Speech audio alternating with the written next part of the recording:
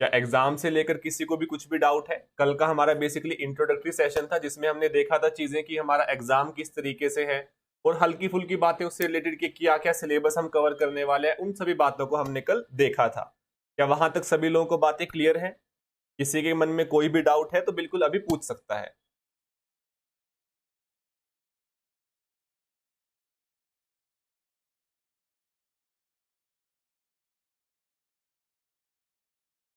Clear है? बहुत अच्छे नहीं है। तो फिर आज डिस्कशन स्टार्ट करते हैं। सभी लोगों को याद होगा जब 11th में सभी लोगों ने जब नॉन मेडिकल लिया होगा तो मैथ्स में जब सबसे पहला टॉपिक कुछ पढ़ा जाता है तो क्या किसी को नाम याद है कि उस टॉपिक का क्या नाम था? 11th क्लास में आपने जो फर्स्ट चैप्टर पढ़ा था उसका नाम याद है किसी को कि कहां से बातचीत शुरू हुई थी? किसी को नाम याद आता है हल्का फुल्का? सेट्स, बहुत अच्छे। तो हमारा आज का डिस्कशन भी रियल एनालिसिस का जो टॉपिक है बेसिकली सेट्स से ही स्टार्ट होता है। अगर आप हायर मैथमेटिक्स में किसी भी टॉपिक के बारे में बात करेंगे तो सेट्स का उसमें बहुत ज्यादा इंपॉर्टेंस रहता ही रहता है। ठीक है, तो आज हम स्टार्ट करने जा रहे हैं सेट थ्योरी। हो सकता है इसमें से कुछ बातें आप लोगों को पहले से पता हो। ठीक है, तो जो बातें पहले से पता है उनको थोड़ा रिवीजन हो जाएगा। जिन लोगों को कहीं पर थोड़ा बहुत डाउट है तो वहां से वो चीजें क्लियर करते हुए आगे बढ़ेंगे। ठीक है, गुड इवनिंग हेमंता। ठीक है, तो आज स्टार्ट करते हैं सेट थ्योरी। अब सेट थ्योरी हमारे रियल एनालिसिस में या फिर कहा जाए कि हायर मैथमेटिक्स से किसी भी टॉपिक को स्टडी करने के लिए बेसिकली एक टूल है हमारे पास। ठीक है, तो सेट का इंपॉर्टेंस सबसे ज्यादा हमारे पास क्यों है, थोड़ा सा इसके बारे में चीजें जानने की कोशिश करते हैं। पहली बात तो ये बात तो हमें पहले से ही पता है, क्लियर है कि जो मेरा सेट थ्योरी है, जो हमारे सेट्स हैं, वो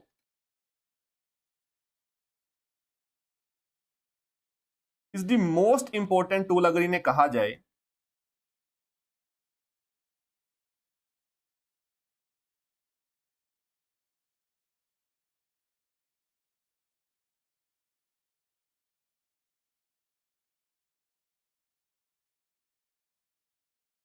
तो कोई बात अपने यहां पर हैरानी की बात नहीं है। ठीक है, तो पहली चीज तो यही कि सेट थ्योरी सबसे ज्यादा इंपॉर्टेंट टूल है हमारे पास। ठीक है, अब इसके बारे में थोड़ा सा इंटरेस्ट अपना क्यों जागता है? क्या किसी को पता है कि सेट थ्योरी हमें किसके द्वारा दी गई थी? वो कौन से मैथमेटिशियन थे जिन्होंने सेट थ्योरी को इंट्रोड्यूस किया था? क्या किसी को याद है कि सेट थ्योरी बेसिकली किसके द्वारा दी गई थी? अगर पता है तो बता दो, नहीं तो हम देखने वाले हैं साथ में मिलकर। बहुत अच्छे, थोड़ा कोशिश कीजिए कि लिख दिया जाए तो ज्यादा अच्छा रहेगा, क्योंकि नहीं फिर वो आवाज सभी बच्चों को भी सुनाई देगी। ठीक है, तो एको की वजह से थोड़ी आवाज क्लियर नहीं होगी। ठीक है, तो जॉर्ज कैंटल द्वारा दिया गया था बिल्कुल सेट थ्योरी। ये रही हमारे पास जॉर्ज कैंटल जी की बिल्कुल तस्वीर आपके सामने। जॉर्ज कैंटल बहुत ही ग्रेट मैथमेटिशियन। जॉर्ज कैंटल बेसिकली अपने पास जर्मन मैथमेटिशियन थे और सेट थ्योरी में तो इनका बहुत ही गजब का योगदान था ही। बट जो ये फेमस हुए थे जब इन्होंने सेट थ्योरी दिया था, तो वहां पर इन्होंने सेट से रिलेटेड और भी बहुत सारे वहां पर क्लेम्स किए थे कि सेट अपने पास जो इनफाइनाइट सेट्स होते हैं उनके बारे में इन्होंने काफी सारी बातें बताई थी कि इनफाइनाइट सेट्स भी मेरे पास दो टाइप के होते हैं, काउंटेबल होता है, अनकाउंटेबल होता है। वो सभी चीजें इन्होंने जब सेट थ्योरी के साथ दी तो उस पर काफी विवाद हुआ कि भाई ये बातें उस टाइम लोगों को हजम नहीं हो रही थी। ठीक है, तो इसलिए स्टार्टिंग में थोड़ा सा कंट्रोवर्शियल रहा सेट थ्योरी का जो कॉन्सेप्ट था। बट जैसे जैसे हम आगे बढ़ते गए तो फिर लोगों को समझ आने लगा कि काउंटेबिलिटी अपने पास क्या होती है, कि किसी सेट को काउंटेबल सेट कब कहा जाता है, अनकाउंटेबल सेट्स भी होते हैं, इन्फिनिटी में भी साइज बड़ा या छोटा हो सकता है। तब फिर सभी जगह जाकर सेट थ्योरी को लोग एक्सेप्ट करने लगे। ठीक है, तो समय के साथ साथ चीजें एक्सेप्ट होने लगी कि सेट थ्योरी फिर बहुत अच्छे से यूज किया जाने लगा। यहां तक बात सभी लोगों को क्लियर है?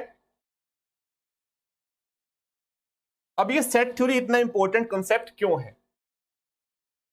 हमारे पास जो सेट थ्योरी है, इट इज दी, सबसे पहली बात, ये बहुत ही सिंपल चीजें हैं। इसमें कुछ बहुत ही ऐसा नहीं है कि बहुत हाई फाई चीजें यूज की जा रही हैं, सिंपल होंगी, बिल्कुल ही आसान चीजें होंगी। It is the simplest conceptual object, but इसकी पावर क्या है, इसमें क्या सबसे बड़ी खासियत है? From which rest of the mathematics, जो भी आपके मुश्किल मुश्किल टॉपिक्स हैं उनको बहुत ही रिग्रेसली डिफाइन करने में हमें मदद करता है। सेट थ्योरी के जो कॉन्सेप्ट्स हैं उनका यूज करके हम अपनी जो मैथमेटिकल लैंग्वेज में चीजें लिखते हैं उनको बहुत ही साफ और सटीक शब्दों में लिख सकते हैं। तो सेट थ्योरी की कुछ बेसिक इंपॉर्टेंस है जो चीजें आप लोगों को पता ही होगी, बट आज हमने टॉपिक स्टार्ट किया है तो थोड़ा सा इसकी तरफ देखते हुए चलते हैं। अब बात करते हैं कि अपने पास ये सेट होता क्या है। मुझे बता दें सभी लोग कि सेट की डेफिनेशन क्या होती है। सेट अपने पास क्या होता है, जिस जिसको पता है वो बताते चले, नहीं तो हम देखने वाले। सेट क्या होता है अपने पास?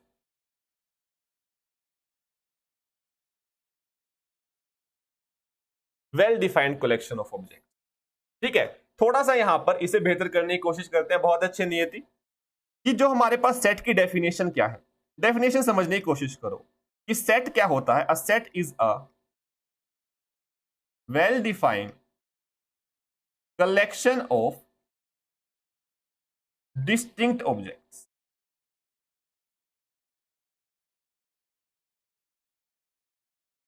अब यहां पर कुछ शब्द हैं। पहली चीज,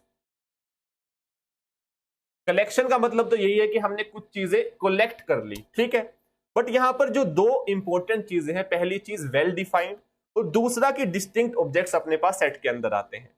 गुड आफ्टरनून लिपिका। तो अब ये वेल डिफाइंड अपने पास क्या होता है? बेसिकली वेल डिफाइंड का मतलब ये है कि अगर आपको कभी भी कहा जाए कि मेरे पास आपको इस तरह का एक सेट बनाना है, ठीक है, चाहे फिर वो किसी भी तरह की कलेक्शन कही जाए, कहा जाए कि आपको क्लास के उन बच्चों को एक कलेक्शन में इंक्लूड करना है जहां पर बच्चों की एज 18 प्लस है, ठीक है, तो बिल्कुल सभी को पता होगा कि इसकी एज कितनी है। तो हर इंसान हमें यही बताएगा कि ये 5 बच्चे हैं जिनकी अपने पास एज यहां पर 18 प्लस आ रही है, ठीक है। अगर पूछ लिया जाए कि वो सभी बच्चे बताओ जो हमारे पास 12 से 18 के बीच की एज के हैं, ठीक है, तो वो भी सभी लोग एग्जैक्ट बताने वाले हैं। यानी कि वहां पर चाहे कोई भी बताए तो हमारे पास जो स्टूडेंट्स है वो सेम रहने वाले हैं। बट अगर मैं बात करूं इस तरीके से, अगर पूछा जाए आपसे कि इस क्लास में मान लो 40 स्टूडेंट्स की क्लास है, ठीक है, इसमें सबसे इंटेलिजेंट अपने पास स्टूडेंट कौन है? तो सभी लोग जानते हैं कि किसी की नजर में कोई इंटेलिजेंट हो सकता है। मान लो किसी का मैथमेटिक्स अच्छा है तो मैथमेटिक्स का टीचर कहेगा कि ये सबसे इंटेलिजेंट बच्चा है। बट किसी का साइंस उससे ज्यादा अच्छा हुआ तो साइंस के टीचर बोलेंगे ये सबसे इंटेलिजेंट बच्चा है। तो हमें कभी भी कहा गया कि एक ऐसी कलेक्शन है जिसमें मुझे क्लास का सबसे इंटेलिजेंट बच्चों को लेना है, तो वो हर एक टीचर के पर्सपेक्टिव से अलग होने वाली है। तो वो एक ऐसी चीज नहीं हुई जो कि हर एक के पर्सपेक्टिव से सेम दिखने वाली है, यानी कि वो वेल डिफाइंड अपने पास नहीं हुआ। इसे थोड़ा एग्जांपल्स के तरीके से हम थोड़ा और आगे समझेंगे, ठीक है। तो सेट क्या है? Basically well defined collection of distinct objects. और जो ऑब्जेक्ट्स होते हैं, द इंडिविजुअल ऑब्जेक्ट्स, उन्हें क्या बोला जाता है? बताओ सभी लोग। The individual objects of the set are called, उन्हें मेंबर भी कहा जाता है, मेंबर ऑफ द सेट, या फिर एलिमेंट्स ऑफ द सेट भी उन्हें कभी कभी कह दिया जाता है, ठीक है। अपने पास सेट की डेफिनेशन क्या हुई? सेट मेरे पास हमेशा वेल डिफाइंड कलेक्शन होती है डिस्टिंक्ट ऑब्जेक्ट्स की, और जो हमारे पास ऑब्जेक्ट्स होते हैं उन्हें एलिमेंट ऑफ द सेट भी कहा जाता है और मेंबर्स ऑफ द सेट भी कहा जाता है। यहां पर एक छोटा सा रिमार्क देखते हुए चलें सभी लोग कि हम जो सेट है उसको कैसे डिनोट करते हैं। अ set is usually denoted by capital letters. आमतौर पर हम कभी कभी एस यूज कर लेते हैं, कभी कभी ए यूज कर लेते हैं, बी यूज कर लेते हैं, एक्स यूज कर लेते हैं, इस टाइप से हम सेट को डिनोट करने के लिए यूज करते हैं। बहुत अच्छे सीरियल एलिमेंट्स कहा जाता है, ठीक है। And an element of a set is denoted bye, अभी से ये बातें क्लियर करते हुए चलेंगे तो आगे हम जिस बेस पर चीजें पढ़ने वाले हैं वहां पर जो नोटेशन है तभी से क्लियर रहेंगी। And an element of a set is denoted by small letters, small a, small b, small x. कभी भी अगर हमें सेट का कोई जनरल एलिमेंट लेना है तो उसे स्मॉल एक्स मान लेंगे, स्मॉल बी मान लेंगे, उस तरीके से हम चीजें कर रहे होंगे। क्या यहां तक बात क्लियर है सभी लोगों को? यहां तक मुझे बताएं सेट की डेफिनेशन और अपने पास उसको कैसे डिनोट किया जाता है। नियति बहुत अच्छे क्लियर है, लिपिका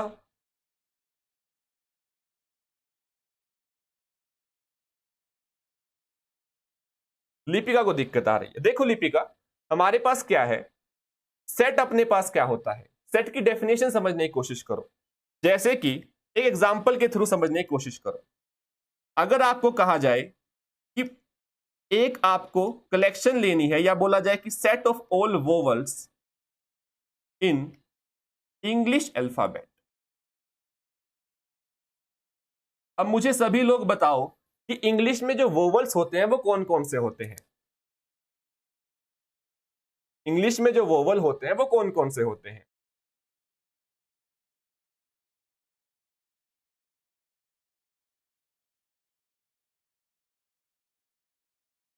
ए ई आई ओ यू ऋतिक ने लिखा, नियति ने लिखा। अब देखो यहीं से समझने की कोशिश करो लिपिका, वेल डिफाइंड का मतलब। अब मैंने सिर्फ ये कहा था कि आपको एक सेट बनाना है जिसमें सारे के सारे वोवल्स लेने हैं। अब नियति ने भी लिखा ए ई आई ओ यू, ऋतिक ने भी लिखा ए ई आई ओ यू, सिरिल ने भी लिखा ए ई आई ओ यू। यानी कि आप किसी से भी दुनिया में पूछो कि वोवल्स क्या होते हैं, जिसे थोड़ा बहुत इंग्लिश के बारे में पता है, तो वो हमेशा यही बताएगा कि हमारे पास जो वोवल्स है वहां पर ए ई आई ओ यू है। यानी कि मेरे पास जो ये कलेक्शन है वो वेल डिफाइंड है। अगर कोई भी बताएगा कि सेट ऑफ ऑल वोवल्स क्या आने वाले हैं मेरे पास, उसमें 5 एलिमेंट ही आएंगे, ए ई आई ओ यू आएगा। ये तो हुआ मतलब वेल डिफाइंड का। अब डिस्टिंक्ट का मतलब क्या हो गया कि हम सेट में कभी भी एलिमेंट रिपीट करके नहीं लिखते। यानी कि जैसे कि यहां पर अगर मैं बात करूं, कभी भी सेट में ऐसा नहीं लिखा जाता कि मैं ए को 2 बार लिख दूं। सेट में एक एलिमेंट को एक ही बार लिखा जाता है, ठीक है। हमें सिर्फ डिस्टिंक्ट एलिमेंट्स लेने होते हैं। क्या बात क्लियर है लिपिका? कि सेट ऑफ ऑल वोवल्स अगर मैं लेना चाहूं तो अपने पास एक कलेक्शन तो है ही, बिल्कुल हम 5 चीजें लेकर आए हैं। और वेल डिफाइंड क्यों है? क्योंकि हमारे पास यहां पर कोई भी अस्पष्टता, एम्बिग्विटी नहीं है डिसाइड करने में कि कौन कौन सा एलिमेंट यहां पर आना चाहिए, ठीक है। तो अपने पास यहां पर ये सेट ऑफ ऑल वोवल्स क्या बन गया, ए ई आई ओ यू। अब सिमिलरली अगर मैं आप लोगों को बोलूं कि this set of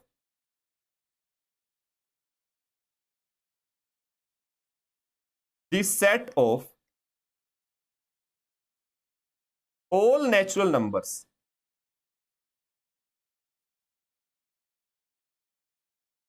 which are strictly less than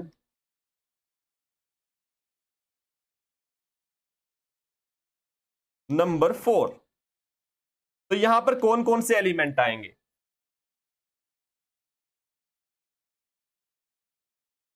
कौन कौन से एलिमेंट आने वाले हैं यहां पर? 1 2 3। बहुत अच्छे नियति। देखो यहां पर भी क्या है, सभी लोगों को पता है कि कौन सा एलिमेंट इस सेट के अंदर आएगा, कौन सा एलिमेंट इसके अंदर नहीं आएगा। जैसे मैं आप लोगों से पूछूं कि क्या यहां पर 6 आएगा इसके अंदर, क्या अपने पास 6 इसके अंदर आएगा? नहीं आएगा। यही वेल डिफाइंड का मतलब है। अगर सभी का एक ही अपने पास मत हो, एक ही अपने पास सभी लोगों की राय हो कि ये एलिमेंट इसके अंदर आएगा, तो बिल्कुल क्लियर होना चाहिए कि आएगा। अगर नहीं आएगा तो मुझे पता होगा कि नहीं आएगा। वेल डिफाइंड का बेसिकली मतलब यही है। वही हमने केस समझने की कोशिश की थी कि क्लास के सबसे इंटेलिजेंट बच्चों का अपने पास सेट बनेगा या नहीं। अब मेरे पास 5 टीचर्स खड़े हुए हैं अलग अलग सब्जेक्ट के, ठीक है। अब मान लो कोई एक बच्चा उठा लिया जिसका नाम है रमेश। अब टीचर अलग अलग है। मैथ वाले टीचर ने बोला कि इसे सेट में डालो, बट साइंस में मान लो बच्चा कमजोर है, तो उसने बोला कि साइंस के टीचर ने बोला कि हमारे पास ये बच्चा इस सेट में नहीं आना चाहिए, यानी कि सभी का एक मत नहीं है। ये बात क्लियर नहीं है कि क्या वो एक एलिमेंट सेट के अंदर आएगा या नहीं आएगा। जब भी ऐसी सिचुएशन बनेगी तो मेरे पास वेल डिफाइंडनेस वहां से चली जाएगी। ठीक है, अब यहां पर सभी लोगों को पता है कि 1 2 3 ही अपने पास ये 3 एलिमेंट है जो कि सेट के अंदर आएंगे। ठीक है, तो इसे नोट डालकर लिख लो। ठीक है, सभी लोग समझने की कोशिश करो कि जो ये वर्ड है अपने पास यहां पर well defined, the word well defined, इसका क्या मतलब है यहां पर? Means there is no ambiguity,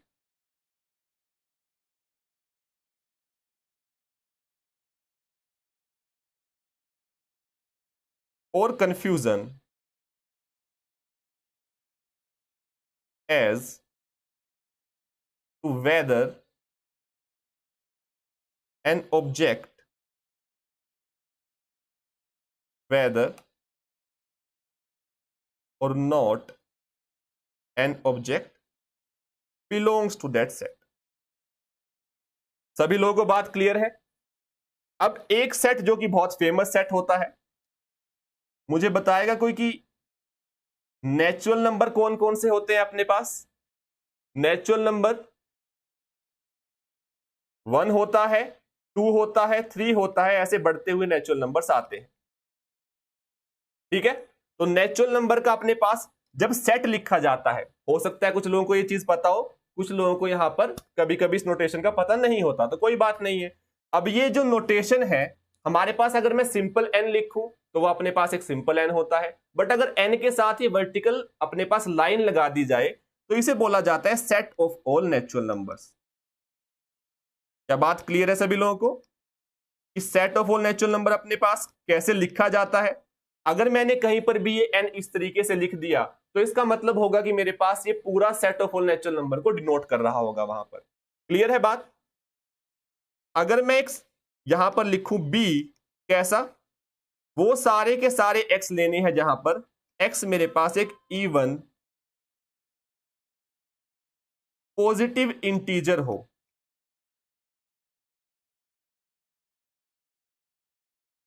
क्या कोई मुझे बताएगा कि इस सेट में कौन कौन से एलिमेंट्स आने वाले हैं?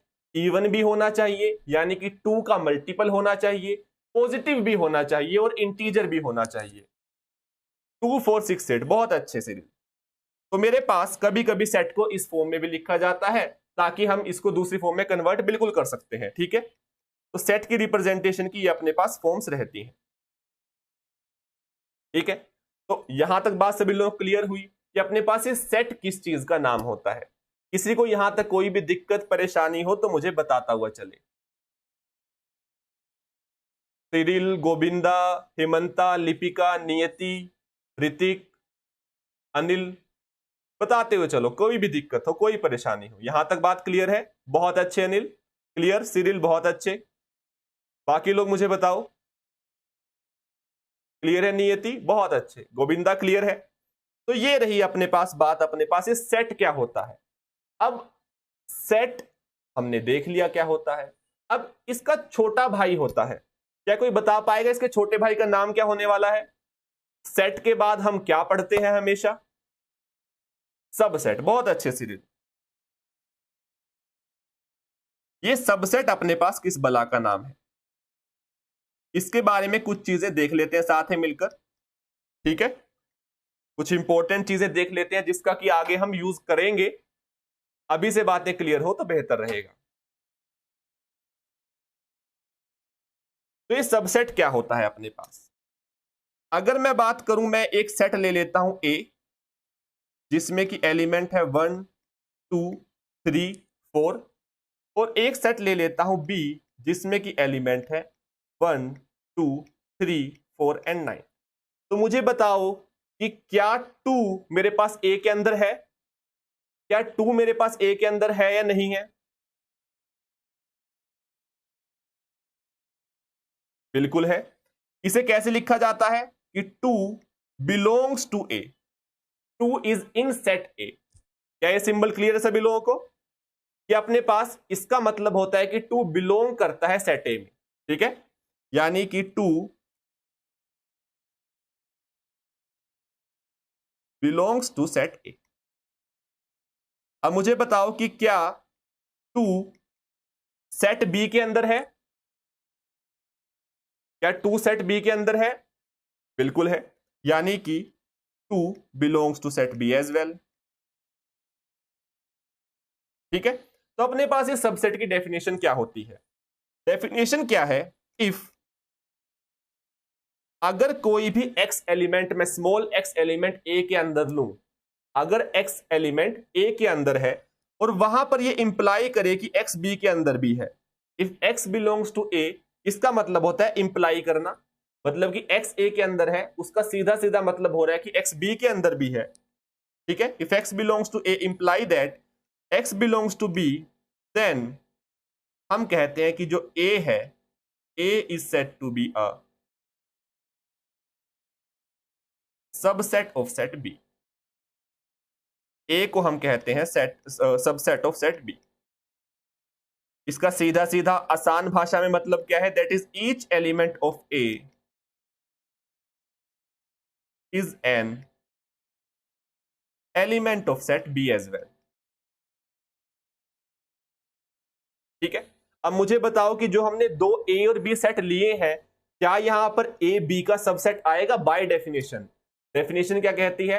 अगर ए का हर एक एलिमेंट बी के अंदर भी बैठा हो, सीधी सीधी भाषा में, अगर ए का हर एक एलिमेंट बी के अंदर बैठा हो तो हम ए को बी का सबसेट कहते हैं। तो क्या अपने पास यहां पर ए और बी जो गिवन है एग्जांपल में, तो क्या यहां पर ए बी का सबसेट बनेगा?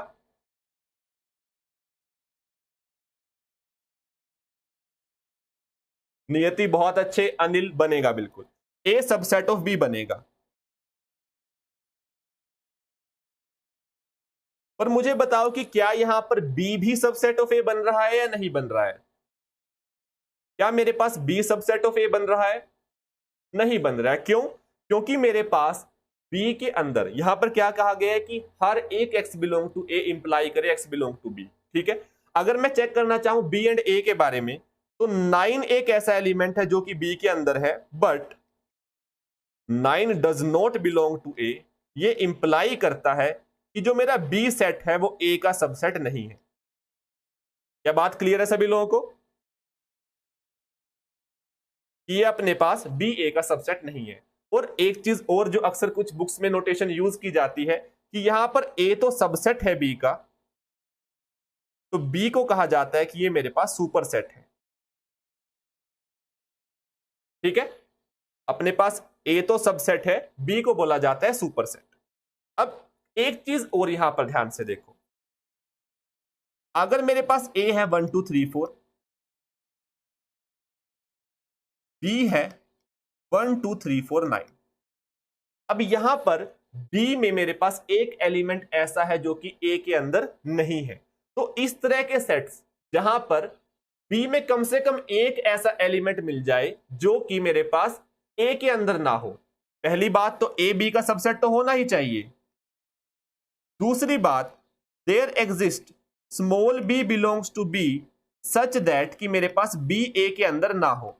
तो इस केस में हम क्या बोलते हैं कि मेरे पास ए जो है वो बी का प्रॉपर सबसेट है, प्रॉपर सबसेट। क्या बात क्लियर है सभी लोगों को कि ए के सारे एलिमेंट बी के अंदर तो हो ही, पर साथ में बी के पास कुछ एक्स्ट्रा एलिमेंट हो जो कि ए के अंदर अपने पास ना हो रहे हो, तो यहां पर बोला जाता है प्रॉपर सबसेट। कभी कभी इसे ऐसे भी लिखा जाता है और कुछ बुक्स में इसको ए यहां पर ये नॉट इक्वल टू लिख दिया जाता है, यानी कि ये बराबर नहीं है, ए अपने पास बी से बिल्कुल छोटा है, यानी कि ए में कुछ एलिमेंट बी में ऐसे हैं जो कि ए के अंदर नहीं है। क्या बात क्लियर है यहां तक सभी लोगों को?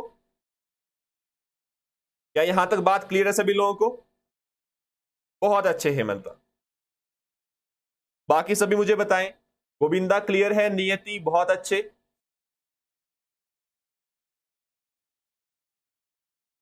अब थोड़ा सा आगे बात करते हैं। अब एक सेट जो कि हमें बहुत ज्यादा दिखने को मिलेगा, बार बार अपने पास वो कहीं ना कहीं से घूम के आता ही रहता है, ठीक है, जिसे कि नल सेट कहा जाता है, एम्प्टी सेट कहा जाता है, ठीक है। तो ये नल सेट क्या होता है? मुझे बताएं सभी लोग, नल सेट क्या होता है अपने पास? जब तक मैं डेफिनेशन लिखता हूं सभी लोग मुझे लिखकर बता दें पहले ही ये नल सेट क्या है, ताकि हम आगे बढ़ सके। A set which contains no element. अब किसी ने कह दिया कि एक ऐसा एक सेट बनाना है जिसमें कोई एलिमेंट नहीं रखना है। अब वो वेल डिफाइंड तो है ही, डिस्टिंक्ट मतलब अब उसमें ये नहीं कह सकते हैं कि उसमें कुछ चीजें सेम आ रही हैं क्योंकि उसमें कुछ है ही नहीं। तो अपने पास एक सेट जिसमें कोई भी एलिमेंट ना हो, बहुत अच्छे हेमंता अनिल, अपने पास यहां पर a set which contains no element, उसे हम कहते हैं null set, is called null set. और उसको डिनोट किया जाता है, एक सिंबल होता है and is denoted by this symbol, जिसे बोला जाता है फाई। ठीक है, अगर कोई सेट एम्प्टी है तो उसे लिख दिया जाता है कि मेरे पास वो कोई सेट नल सेट है, तो उसे फाई के बराबर लिख दिया जाता है। ठीक है, अगर मैं किसी को कहूं कि मेरे पास एक सेट ए है वो बराबर है फाई के, तो इसका क्या मतलब होगा कि मेरे पास ए के अंदर कोई भी एलिमेंट नहीं है। अगर मैं लिख देता हूं कुछ इस तरीके से, तो मुझे बताएगा कि कोई इसका मतलब क्या है, A not equal to phi. A not equal to phi का मतलब क्या है कि ए एक एम्प्टी सेट नहीं है, यानी कि हमारे पास ऐसा नहीं कह सकते कि ए के अंदर एक भी एलिमेंट नहीं है। उसका मतलब है कि वहां पर नियति बहुत अच्छी है कि कम से कम एक एलिमेंट तो वहां पर होगा, एटलीस्ट वन एलिमेंट। एटलीस्ट का मतलब क्या होता है, कम से कम एक। कम से कम एक का मतलब है कि एक से ज्यादा भी हो सकते हैं, एक भी हो सकता है। बहुत अच्छे रीति कि ए में मेरे पास कोई ना कोई एक एलिमेंट होने ही वाला है। ठीक है, कुछ अपने पास यहां पर इससे रिलेटेड प्रॉपर्टीज होती हैं हल्की फुल्की, उन्हें भी साथ में देख लेते हैं। कि मुझे पता है कि हमारे पास फाई जो है वो हमेशा सबसेट ऑफ ए होता है। ठीक है, phi is subset of A for every set A, for every set A. ठीक है, क्योंकि फाई में कोई भी ऐसा एलिमेंट नहीं है जो कि अपने पास ए के अंदर ना हो, इसलिए लॉजिकली सीक्वेंस बनाने के लिए हम कहते हैं कि फाई मेरे पास सबसेट ऑफ ए होता है। मुझे बताओ सभी लोग कि क्या ये बात भी सच है कि ए सबसेट ऑफ ए आएगा for every set A? For every set ए मेरे पास ए सबसेट ऑफ ए आएगा, बिल्कुल आएगा। इसे हम कुछ इस तरीके से भी लिख सकते हैं, फॉर एवरी का सिंबल यूज करके, A is subset of A for every set A. अपने पास ए फॉर एवरी का सिंबल होता है, क्या बात क्लियर है सभी लोगों को? बिल्कुल, वो बराबर आते हैं तो प्रॉपर नहीं आएगा, बट हम अभी सिर्फ सबसेट की बात कर रहे हैं सिरिल। ठीक है, जब तक कि आपको क्वेश्चन में अलग से मेंशन ना हो, ठीक है, कभी भी अगर सबसेट दे दिया गया तो सीधा सीधा मतलब है कि आप उसमें मानकर चल रहे हैं कि वो बराबर भी आ सकते हैं। जब तक कि प्रॉपर वर्ड का प्रॉपरली अलग से मेंशन ना किया जाए तब तक कि मानकर चल रहे हैं सेट अपने पास प्रॉपर सबसेट नहीं है।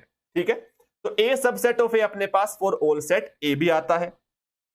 यहां पर ध्यान दो कि मेरे पास दुनिया का कोई मर्जी सेट हो, कोई भी सेट हो, तो उसके मुझे पता है कि दो सबसेट हमेशा होंगे। क्या कोई मुझे बता पाएगा कि वो दो सबसेट कौन से होंगे? किसी भी सेट ए के दो सबसेट हमेशा मिल जाएंगे। वो कौन से अपने पास सेट होंगे जो कि उसके सबसेट बन जाएंगे?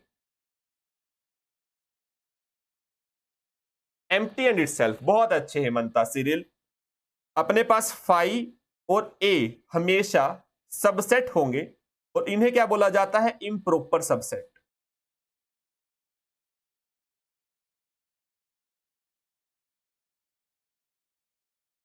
Improper subsets of A. ठीक है, और बाकी कोई भी सबसेट हुआ, any other subset of A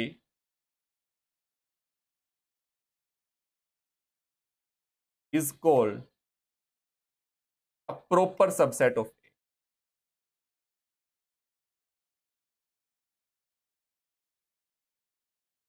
बात क्लियर है सभी लोगों को कि अपने पास दो सेट हमेशा इम्प्रॉपर होते हैं। जब आप आगे जाके ग्रुप थ्योरी पढ़ोगे वहां पर आप इम्प्रॉपर ग्रुप्स पढ़ोगे। ठीक है, ऐसे ही आप इम्प्रॉपर वेक्टर स्पेसेस पढ़ोगे। ये सब चीजें आप थोड़ा आगे जाके पढ़ने वाले हैं। क्या बात यहां तक क्लियर है सभी लोगों को? बहुत अच्छे नियति, क्लियर है यहां तक? ठीक है, अब आगे बढ़ते हैं थोड़ा सा। यहां तक की बातचीत करना अच्छा है। बट अब थोड़ा आगे चीजों को, टर्मिनोलॉजीज को सीखते हुए आगे बढ़ने की कोशिश करते हैं, ठीक है, ताकि हमारा एक बार सभी चीजें ब्रीफ में हमें याद आ जाए, अगर थोड़ा भूल गए हैं तो उन चीजों को दोबारा से ब्रशअप किया जाए। अब दो सेट्स को इक्वल कब कहा जाता है? Two sets A and B are said to be equal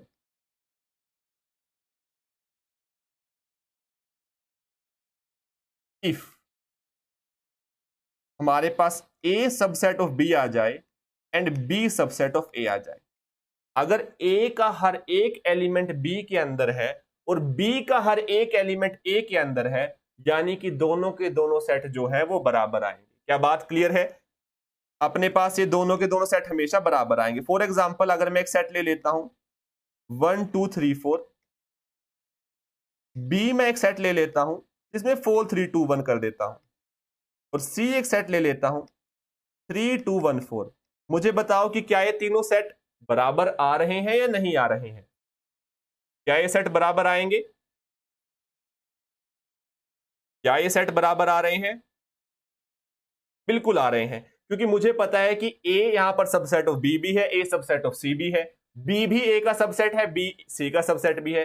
हमारे पास जब तक कि लिखा ना जाए तो सेट में कभी भी ऑर्डर चेंज करने से कोई फर्क नहीं पड़ता, ठीक है, ऑर्डर चेंज करने से कोई भी फर्क नहीं पड़ता, जबकि स्पेसिफिकली जब तक कि मेंशन ना किया जाए। ये बात मैं क्यों कह रहा हूं? क्योंकि जब आप वेक्टर स्पेसेस पढ़ेंगे, ठीक है, आपके पास लीनियर अलजेब्रा कोर्स भी आने वाला है आगे, जब आप वेक्टर स्पेसेस पढ़ रहे होंगे वहां पर उसका जो बेसिस होता है वहां पर ऑर्डर्ड बेसिस करके कुछ चीज आप लोग पढ़ रहे होंगे, ठीक है।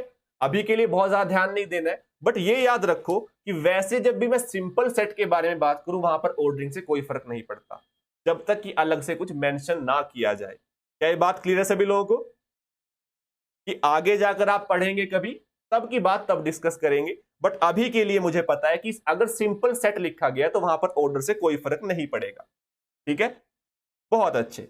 अब यहां पर ध्यान दो, यहां तक बातें क्लियर हुई कि अपने पास ये इक्वल सेट क्या होते हैं। और एक चीज देखो, ये जो बहुत छोटी सी चीज है, ठीक है, A सबसेट ऑफ B आ गया, B सबसेट ऑफ A आ गया, बट छोटी चीज होने के साथ साथ जब आप लोग IIT में मान लो जाने के बाद सेकंड थर्ड सेमेस्टर में टोपोलॉजी पढ़ रहे होंगे, एल्जेब्रिक टोपोलॉजी, कुछ ऐसे कोर्सेज रहते हैं वहां पर, तो वहां पर ये चीज इतना गजब का यूज होती है।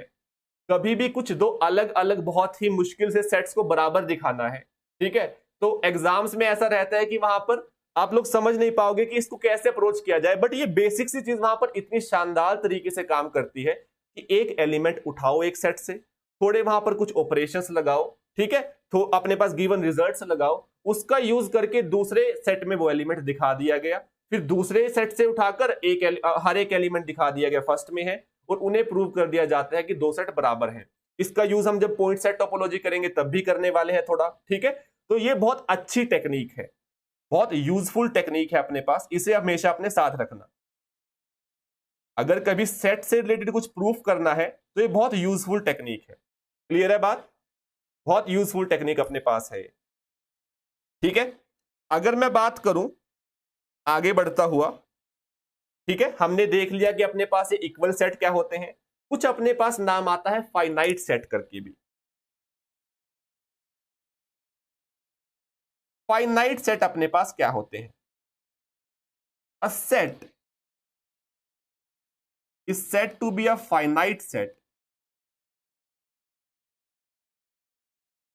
A set S is said to be a finite set if either it is empty, या तो वो मेरे पास empty हो, और it contains a finite number of elements. Finite का मतलब क्या है? यहां पर बहुत ही हम अभी साधारण इसकी वो पढ़ रहे हैं डेफिनेशन। फाइनाइट मतलब क्या है कि आप बता सको कि यहां पर 5 एलिमेंट है, 10 एलिमेंट है, 20 एलिमेंट है, 1000 एलिमेंट है, लाख एलिमेंट है, ये अगर बता पाना अपने पास पॉसिबल हो तो उस सेट को फाइनाइट सेट कहा जाता है, और it contains a finite number of elements. अगर ये दोनों ही बातें नहीं है कि ना तो वो एम्प्टी है और ना ही हम बता सकते कि उसमें कितने एलिमेंट्स हैं, इन सभी सिचुएशन में क्या कहा जाता है, otherwise it is said to be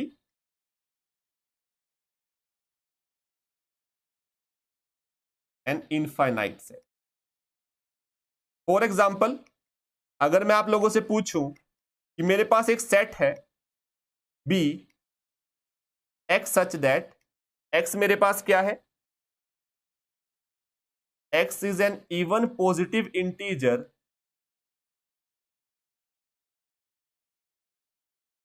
less than equal to 10।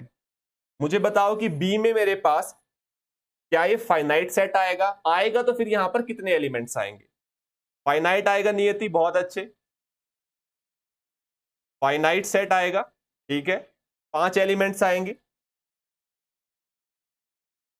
Even positive integer है यानी कि 2 आ जाएगा, 4 आ जाएगा, 6 आ जाएगा, 8 आ जाएगा, 10 आ जाएगा, ठीक है। अपने पास यहां पर एलिमेंट्स आ जाने वाले हैं 2 4 6 8। काउंटेबल एलिमेंट्स लिखा है कुछ लोगों ने। क्या पहले काउंटेबिलिटी के बारे में आइडिया है सभी को कि ये काउंटेबिलिटी अनकाउंटेबिलिटी किस चीज का नाम है? काउंटेबिलिटी अनकाउंटेबिलिटी के बारे में जानकारी है पहले लोगों को?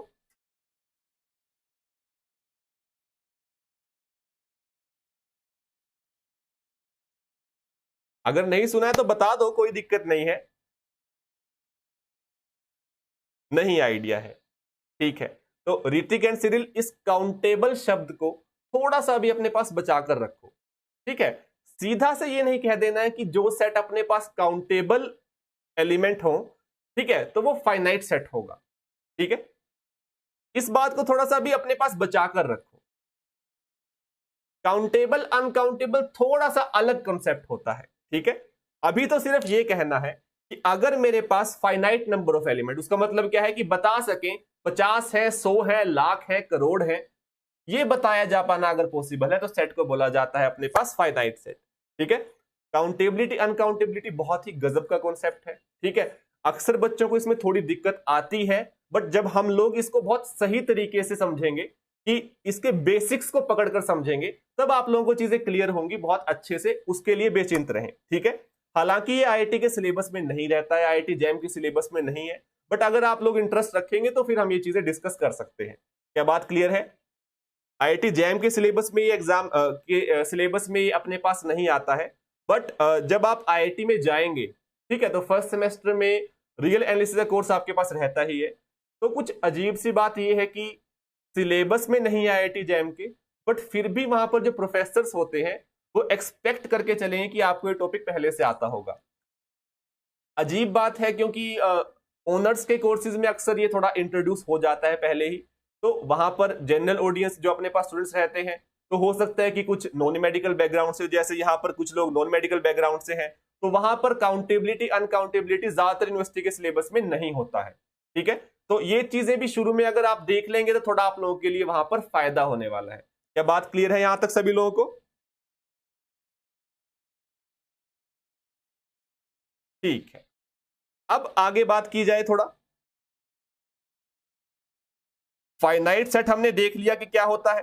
अब फाइनाइट सेट से आगे बढ़ते हुए अपने पास एक चीज आती है कि ये पावर सेट क्या होता है। हमने देख लिया कि मेरे पास एक सेट क्या होता है, सेट का सबसेट क्या होता है। अब सबसेट का यूज करके हम एक पावर सेट डिफाइन करते हैं, उसे समझने की कोशिश कीजिए सभी लोग कि वो क्या होता है। मेरे पास this set of all subsets of a set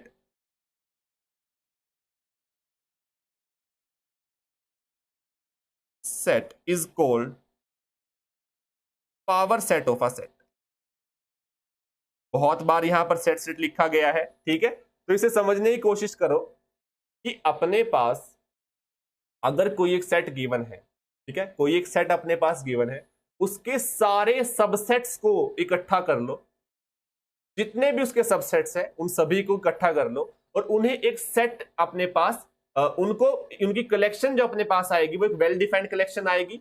distinct objects हमें कंसीडर करने हैं, तो वो हमारे पास एक सेट बनता है जिसे कि पावर सेट कहा जाता है। फॉर एग्जाम्पल साथ में मिलकर देखने की कोशिश करो। क्या, अगर मेरे पास एक ए सेट है 1 2 3, मुझे बता दो सबसे पहले कि इसके दो जो अपने पास आने वाले हैं सबसेट्स, बिल्कुल डायरेक्टली वो कौन से आने वाले हैं? पहले दो सबसेट कौन से होंगे? पहले दो सबसेट अपने पास कौन से आने वाले हैं? बिल्कुल आएंगे सिरिल, और पहले दो कौन से आएंगे? फाई एंड ए आएगा। बहुत अच्छे ऋतिक, हेमंता, नियति, फाई एंड ए। अब कुछ ऐसे सबसेट्स होंगे जिसमें कि 1 एलिमेंट आ रहा होगा, तो वो कौन से आने वाले हैं अपने पास? कुछ ऐसे सबसेट्स भी होंगे जिसमें सिर्फ अपने पास नंबर ऑफ एलिमेंट 1 होगा, वो कौन से होंगे? जैसे कि सिंगलटन सेट 1 2 3। ये बात भी आगे सामने कि अपने पास वो सेट्स जिसमें सिर्फ एक एलिमेंट होता है उन्हें बोला जाता है सिंगलटन सेट। सिंगलटन सेट, ठीक है, इन्हें बोला जाता है सिंगलटन सेट। क्या बात क्लियर है? कि वो सारे सेट जिसमें सिर्फ एक एलिमेंट हो उन्हें बोला जाता है सिंगलटन सेट। तो 1 2 3 अपने पास ये बन गए। अब कुछ ऐसे अपने पास यहां पर सबसेट्स बनेंगे जिसमें दो दो एलिमेंट्स आ रहे होंगे, जैसे कि 1 2 1 3 एंड 2 3, ठीक है। इसके अलावा अपने पास ऐसा कोई सबसेट बन रहा है या नहीं, मुझे बता दो। क्या इसके अलावा कोई अपने पास इसका सबसेट बन रहा होगा?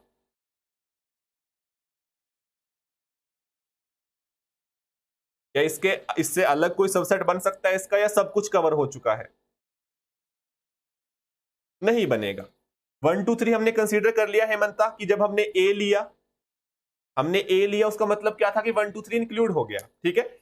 अगर इस कलेक्शन को आप, इन सारे के सारे सेट्स को आप एक कलेक्शन बनाते हो, तो ये वेल डिफाइंड आएगी बिल्कुल, क्योंकि सभी लोगों ने बताया है कि यही सेट्स आने वाले हैं, सबसेट्स आने वाले हैं। डिस्टिंक्ट ऑब्जेक्ट्स हम यहां पर ले ही रहे हैं, तो इसे बोला जाता है power set of A. Power set of set A, ठीक है। अब एक चीज ध्यान से देखने की कोशिश करो, यहां पर अपने पास जो पावर सेट होता है वो अपने पास एक खुद ब खुद भी सेट होता है। पावर सेट भी खुद से सेट तो होता ही है। तो मुझे बताओ कि क्या ये लिखना सही है कि फाई मेरे पास subset of power set of A आया है यहां पर? क्या मेरे पास ये लिखना सही है कि phi subset of power set of A आएगा? क्या ये बात सही है?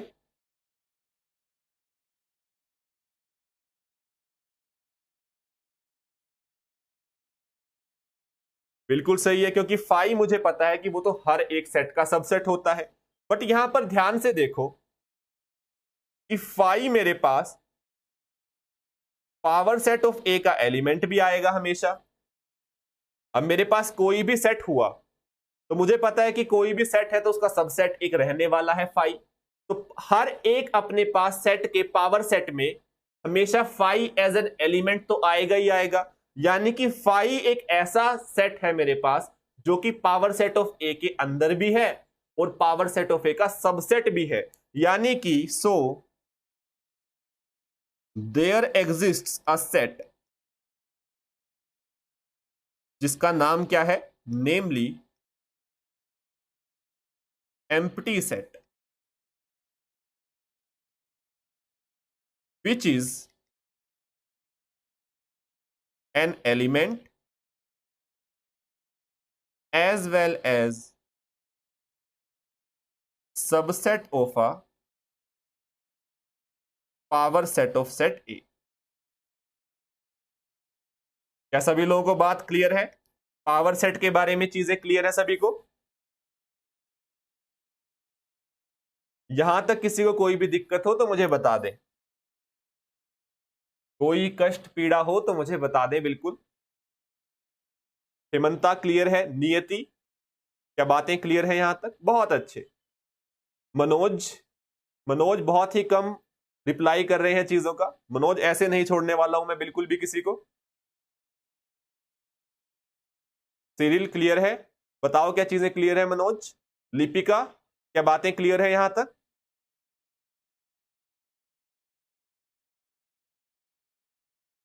लिपिका, क्या बात क्लियर है?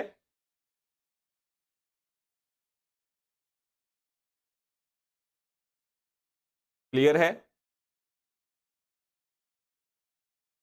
लिपिका शायद ऑफलाइन हो गई है। ठीक है, जितना ज्यादा आप लोग इंटरेक्शन करेंगे उतना ज्यादा ही फायदा होने वाला है। ठीक है, तो अब अपने इससे आगे की बात करते हैं। एक बहुत छोटी ही चीज देख लेते हैं। अक्सर कार्डिनैलिटी के बारे में बात होती रहती है। कार्डिनैलिटी क्या होता है, इसे भी एक बार देख लिया जाए और आगे बढ़ा जाए। कार्डिनैलिटी क्या होती है किसी सेट की? Cardinality of the set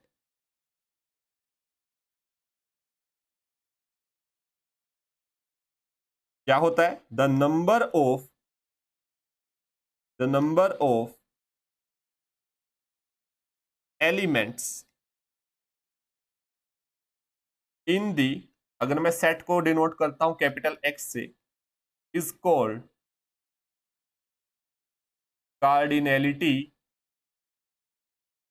of the set A.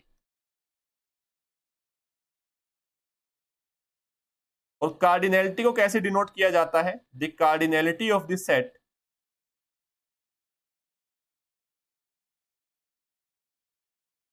Is denoted by, ऐसे दो लाइंस लगा दी जाती हैं और इसे ऐसे लिख दिया जाता है। बिल्कुल, number of elements in set. हाँ, सेट हम ले रहे हैं, एक्स बोला जा सकता है, ए कोई भी सेट का नाम हो। ठीक है, इसे ए लिख दो यहां पर, फिर ज्यादा सही रहेगा। ठीक है, is called cardinality of set A, the cardinality of set is noted bye A. Clear है सिरिल? क्या यहां तक बात क्लियर है सभी लोगों को?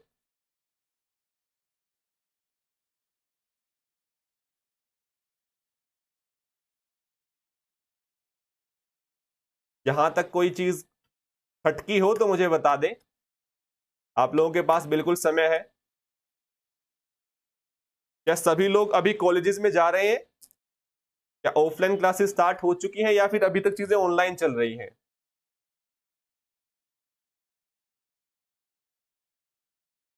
कॉलेजेस में नहीं जा रहे हैं? स्टार्ट है ऋतिक? कहां पर स्टार्ट हो चुकी है ऋतिक? ऐसा नहीं कहते अनिल, हर जगह ये चीजें सीखने को मिलती हैं। ठीक है,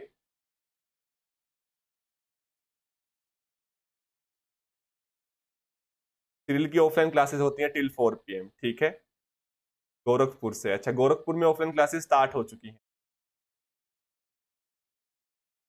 हर जगह चीजें सीखने की कोशिश कीजिए। सिरिल केरला से हैं, बहुत अच्छे।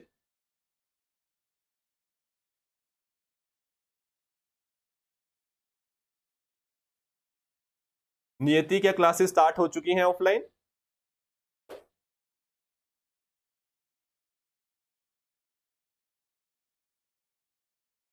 खालसा कॉलेज में है ना नियति? क्या ऑफलाइन क्लासेस स्टार्ट हो चुकी हैं या फिर हरियाणा में अभी भी ऑनलाइन क्लासेस चल रही हैं?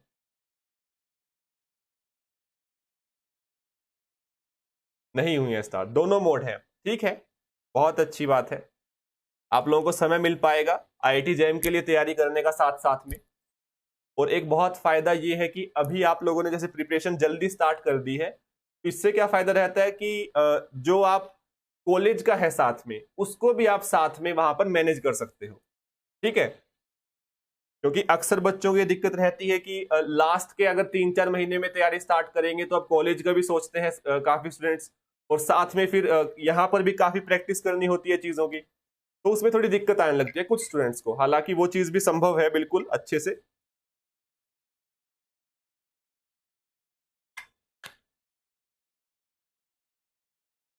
ठीक है, तो अब आगे बढ़ते हैं।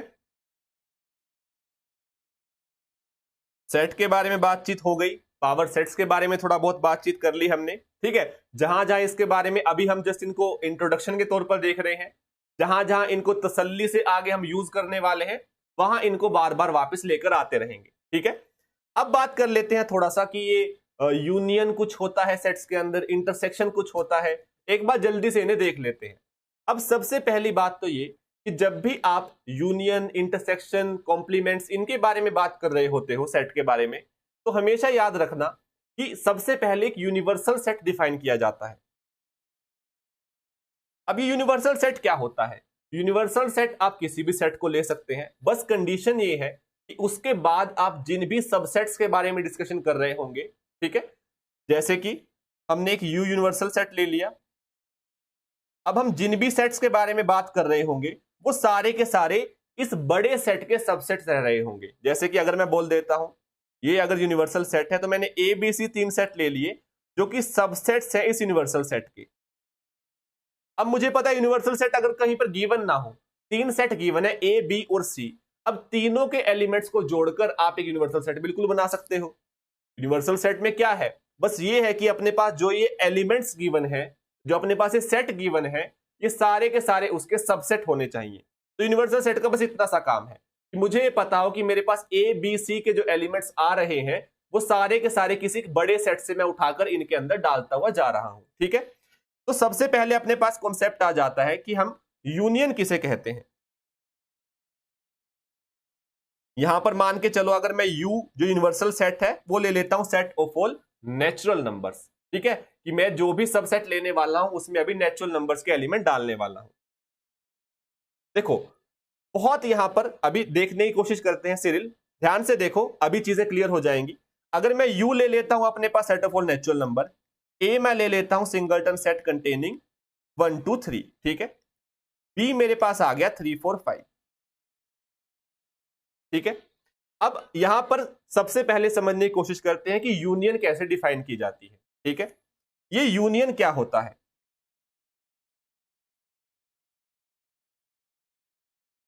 The union of A and B हम कैसे डिफाइन करते हैं, the union of two sets A and B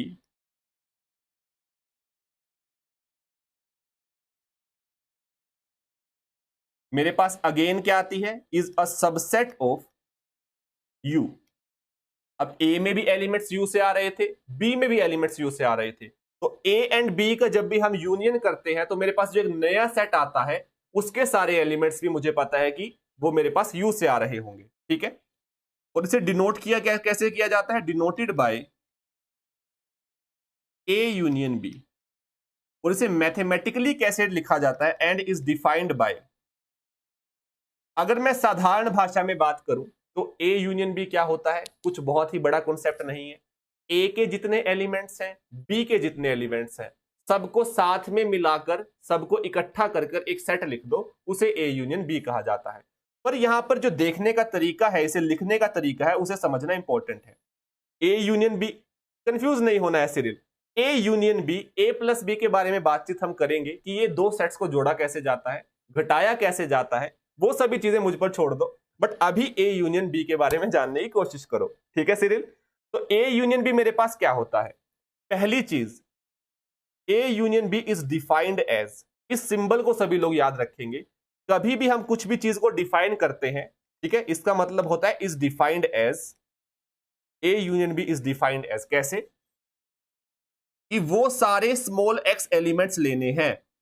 कैसे, कि एक्स या तो ए से हो या फिर बी से हो, x बिलोंग्स टू ए और x बिलोंग्स टू बी, ठीक है, या तो मेरे पास x a से आ रहा हो या x b से आ रहा हो, अगर दोनों में से किसी में भी अपने पास एक नंबर प्रेजेंट है तो a यूनियन b में मेरे पास वो आ जाएगा, ठीक है।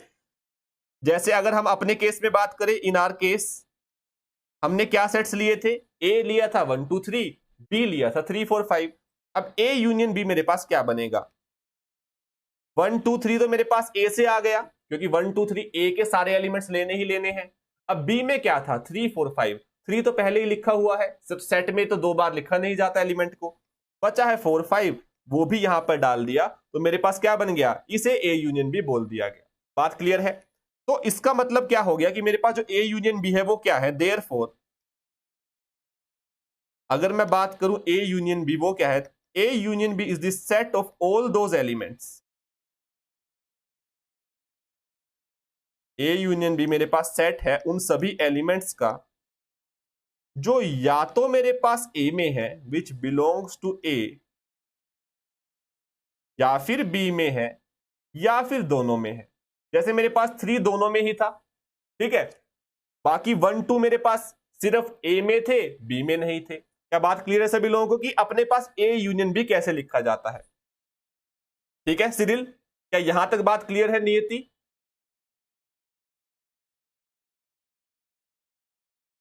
कि अपने पास ए यूनियन बी कैसे अपने पास यहां पर मैथमेटिकली लिखा जाता है, इन चीजों का क्वेश्चन फ्रेमिंग में बहुत अच्छे से यूज किया जाता है, तो इन बातों को बहुत क्लियर करते हुए चलना। ठीक है, अब बात कर लेते हैं थोड़ी सी।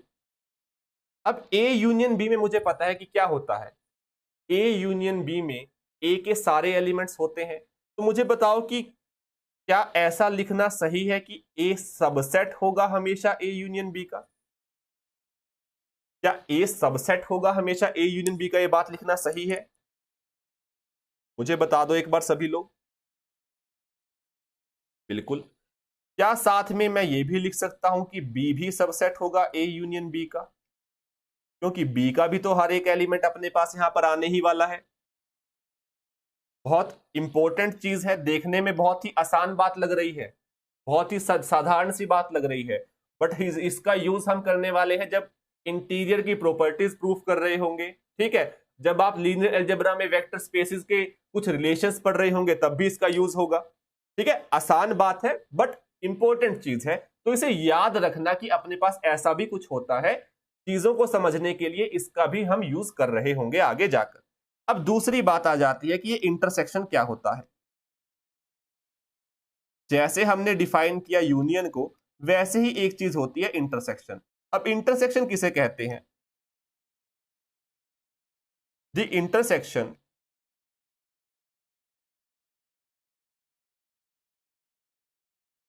Of two sets A and B is a subset of U. ये भी मेरे पास यू के एलिमेंट आएंगे। इसे कैसे लिखा जाता है? Denoted by A intersection B. ऐसे अपने पास यूनियन यू रहता है, उसको उल्टा करके लिख दिया तो इंटरसेक्शन हो जाता है। ठीक है, denoted by A intersection B and इसे डिफाइन कैसे किया जाता है?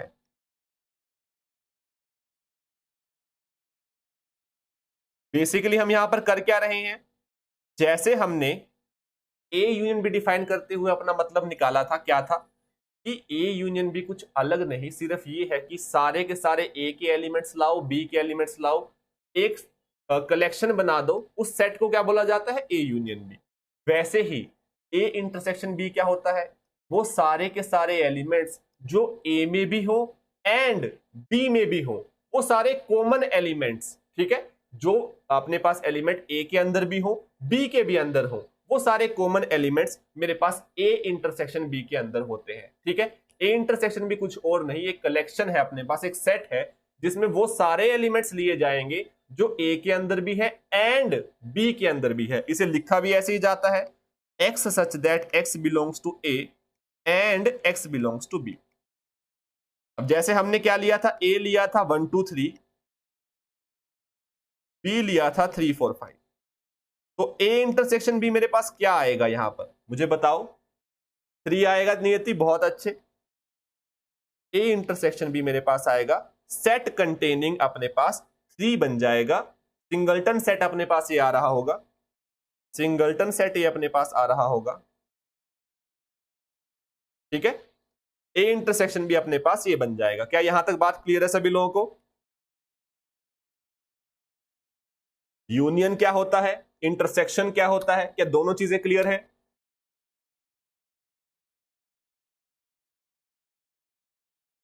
अब यहां पर सिरिल थोड़ा सा ध्यान से देखने की कोशिश करो। अब अगर मैंने एक सेट लिया, अब मैं बात कर रहा हूं कि मेरे पास एक यूनिवर्सल सेट है। ठीक है, अगर मेरे पास यूनिवर्सल सेट है, set of all natural number, और मैं एक ए सेट ले लेता हूं जिसमें कि एलिमेंट्स है 1 एंड 2, यानी कि अगर मैं बनाना चाहूं यहां पर तो किस तरीके की चीज होगी? ये मेरे पास बड़ा सेट है जिसमें सारे के सारे नेचुरल नंबर्स पड़े हुए हैं। क्लियर है बात? सारे के सारे नेचुरल नंबर्स मैंने यहां पर ले रखे हैं, और इसके अंदर मेरे पास एक सेट है जिसमें कि एलिमेंट है 1 एंड 2। क्लियर है सिरिल? अब यहां पर अगर मैं पावर सेट ऑफ ए लिखता हूं तो क्या बन जाएगा? एम्प्टी सेट आ जाएगा। सेट अपने पास ये बन जाएगा, 1 आ जाएगा, 2 आ जाएगा। तो मुझे ये बताओ कि क्या पावर सेट ऑफ ए अपने पास सबसेट ऑफ नेचुरल नंबर आएगा। अब इसके अंदर जो एलिमेंट्स बैठे हुए हैं वो इस समय 1 और 2 नहीं है, नेचुरल नंबर्स नहीं है, उनके सेट बैठे हुए हैं। यहां पर ध्यान दो सिरिल कि मेरे पास जो पावर सेट ऑफ ए के अंदर एलिमेंट है ये सेट कंटेनिंग 1 है, नेचुरल नंबर नहीं है एक। इस फर्क को समझने की कोशिश करो। अपने पास 1 में और एक सेट कंटेनिंग 1 में यही फर्क है कि ये नेचुरल नंबर है, ये एक सेट है, ना कि नेचुरल नंबर। जो मेरे पास पावर सेट ऑफ ए बना वो मेरे पास सबसेट नहीं आएगा नेचुरल नंबर का। इसमें यूनिवर्सल सेट तो ये है, जबकि पावर सेट में तो मेरे पास जो यहां पर एलिमेंट्स हैं वो सेट एलिमेंट्स आ रहे हैं। पावर सेट के एलिमेंट सेट होते हैं। क्लियर है सिरिल? क्या बाकी सभी कोई बात क्लियर हुई? बहुत अच्छे सिरिल, बहुत अच्छा डाउट है। क्या चीज क्लियर है बाकी सभी लोगों को कि मेरे पास पावर सेट में और यूनिवर्सल सेट में क्या फर्क आ रहा है? बहुत अच्छे गोविंदा, यहां तक बात क्लियर है सभी को?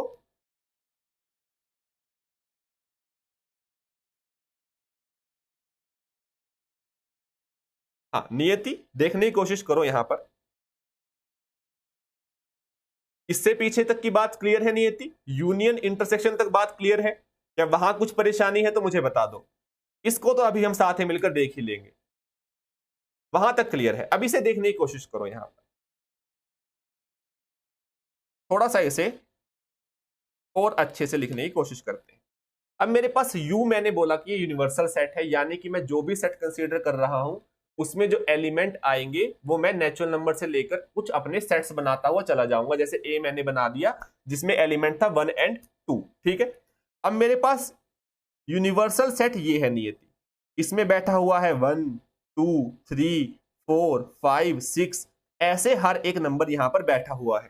ठीक है, अब इन सभी में से मैंने 2 को पकड़कर अपना एक सेट बना दिया जिसे कि मैं ए सेट कह रहा हूं। ठीक है, बाकी सब भी इसमें बैठे हुए हैं अभी भी, बस मैंने 2 को पकड़कर 1 और 2 को पकड़कर, बाकी सभी अभी बाहर घूम रहे हैं। ठीक है, सारे नेचुरल नंबर्स यहां पर पड़े हुए हैं, बट इन 2 को मैंने साथ में मिलाकर एक अपना सेट बना लिया जो कि सेट ए बन गया। ठीक है, तो मुझे पता है कि सेट मेरे पास यहां पर बन गया जिसमें कि 2 एलिमेंट्स हैं, और उसका यूनिवर्सल सेट क्या है मेरे पास, जिसमें कि मेरे पास सारे के सारे नेचुरल नंबर्स बैठे हुए हैं। अब मुझे पता है अगर मैं इसके पावर सेट लिखना चाहूं तो क्या होगा, इस सेट के जितने भी सबसेट्स होंगे वो सभी के सभी पावर सेट के अंदर आ रहे होंगे। अब 2 तो मेरे पास क्या बन गया, एक तो 5 और एक ए। अब सिंगलटन सेट कंटेनिंग 1 क्या इसका सबसेट है? बिल्कुल है। सिंगलटन सेट कंटेनिंग 2 इसका सबसेट है? बिल्कुल है। बट जब मैंने पावर सेट की बात करी तो पावर सेट इन सभी का मिलाकर बना हुआ एक सेट होता है। ठीक है, इन सभी को मिलाकर बना हुआ एक सेट होता है। ठीक है, अब देखो जब मैंने ए को बनाया था यूनिवर्सल सेट से तो मैंने क्या किया था, नेचुरल नंबर वहां पर पड़े हुए थे, उनमें से 2 को इकट्ठा कर बैठा दिया और बोल दिया कि ये सेट ए है। तो ए सबसेट बन गया था सेट अपने पास, सेट ऑफ नेचुरल नंबर का या यूनिवर्सल सेट का। बट मुझे ये बताओ नियति, क्या मैं यहां पर जहां पर 1 2 3 4 5 6 घूम रहे हैं, ठीक है, क्या मैं यहां पर ये कह सकता हूं कि सिंगलटन सेट कंटेनिंग 1 मेरे पास एक नेचुरल नंबर होता है? क्या ये बात कही जा सकती है कि सिंगलटन सेट कंटेनिंग 1 एक नेचुरल नंबर है?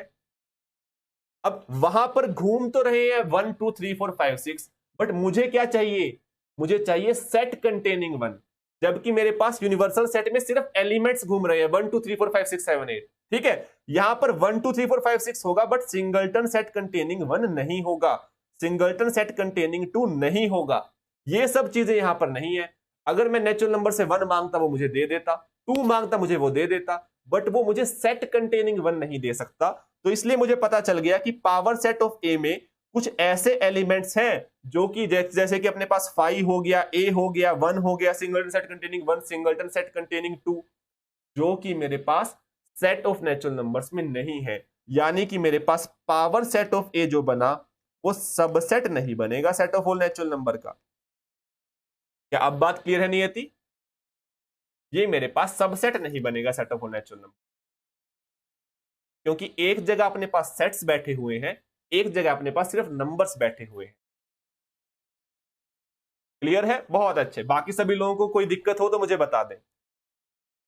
क्या बात क्लियर है सभी को?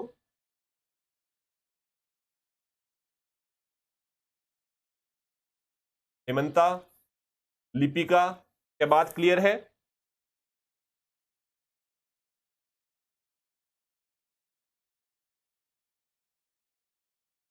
क्लियर है, बहुत अच्छे। अब आगे बढ़ते हैं। हमने देख लिया कि अपने पास ये यूनिवर्सल सेट क्या है, यूनियन कैसे लिखते हैं, इंटरसेक्शन कैसे लिखते हैं, ठीक है। आगे हम इनका काफी यूज भी करने वाले हैं, क्योंकि पॉइंट सेट टोपोलॉजी में सेट का बहुत ही ज्यादा महत्व हो जाता है, ठीक है। अब कुछ डिसजॉइंट सेट करके चीज अपने पास आती है। ये क्या होता है? कभी कभी लिखा होता है क्वेश्चन में कि मेरे पास ये दो सेट गिवन है जो वो डिसजॉइंट सेट है, ठीक है। तो इसका पता होना जरूरी है कि डिसजॉइंट सेट क्या होता है। अगर मेरे पास दो सबसेट्स हैं ए एंड बी, किसी यूनिवर्सल सेट के अपने पास दो सबसेट हैं ए एंड बी, और वो कैसे हैं? If two subset A and B have no common element,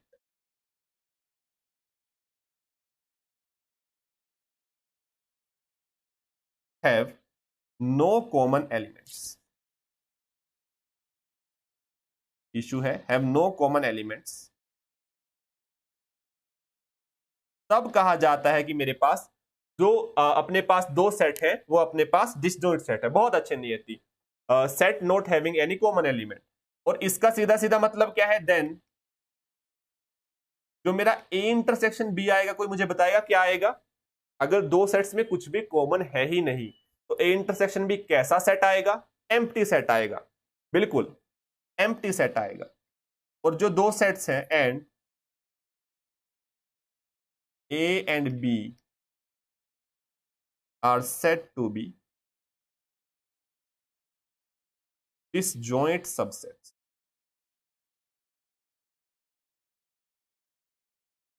for example, अगर मैं U मानकर चल रहा हूं set of all natural number, अगर मैं बात करूं एक सेट ले लिया मैंने A 1 2 3 4 5, मुझे कुछ चीजें सभी लोग बताते चलेंगे इन सेट्स के बारे में। A मैंने ले लिया सेट कंटेनिंग 1 2 3 4 5, B सेट ले लिया 3 4 7 9 11, C मैंने एक सेट ले लिया 2 4 6 8 10 मान लेते हैं, एंड D मैंने एक सेट ले लिया 2 6 एंड 10, ठीक है। ये चार सेट्स ले लिए। मुझे बताते चले सभी लोग, पहली चीज कि यहां पर A यूनियन B क्या आने वाला है? A यूनियन B मेरे पास क्या आएगा? कौन कौन से एलिमेंट आ रहे होंगे वहां पर?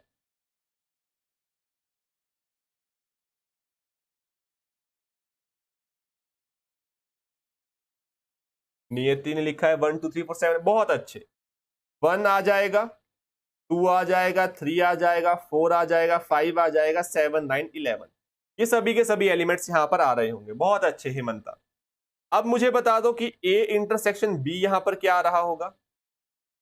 A इंटरसेक्शन B क्या आ जाएगा? A में 3 है, B में भी 3 है, A में 5 है, B में भी 5 है, बहुत अच्छे नियति। A इंटरसेक्शन B में दो एलिमेंट्स आ रहे होंगे, ठीक है। तो अपने पास ये बन गया A इंटरसेक्शन B। मुझे बताओ कि एक बार ये अपने पास अगर पूछ लिया जाए कि ये क्या होता है, ये कितना आएगा यहां पर? कुछ ऐसा लिखकर पूछ लिया जाए तो क्या आएगा? इस सिंबल के बारे में आप लोगों को याद है कि ये क्या सिंबल है? 8, बहुत अच्छे। कार्डिनैलिटी ऑफ ए यूनियन भी अगर पूछ ली जाए, similarly cardinality of A intersection भी अगर पूछ ली जाए तो क्या बनेगी? 2, ठीक है। अब मुझे बता दो कि ए इंटरसेक्शन सी क्या आएगा यहां पर? ए और सी में क्या कॉमन आ रहा है?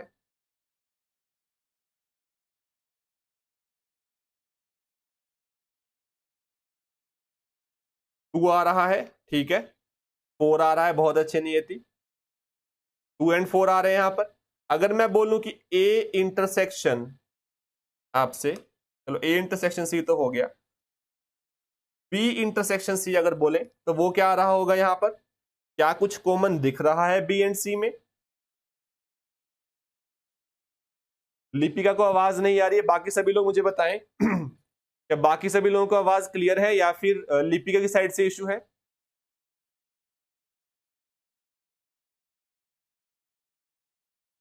बी इंटरसेक्शन सी एम्प्टी आएगा। क्लियर है अनिल? Thank you.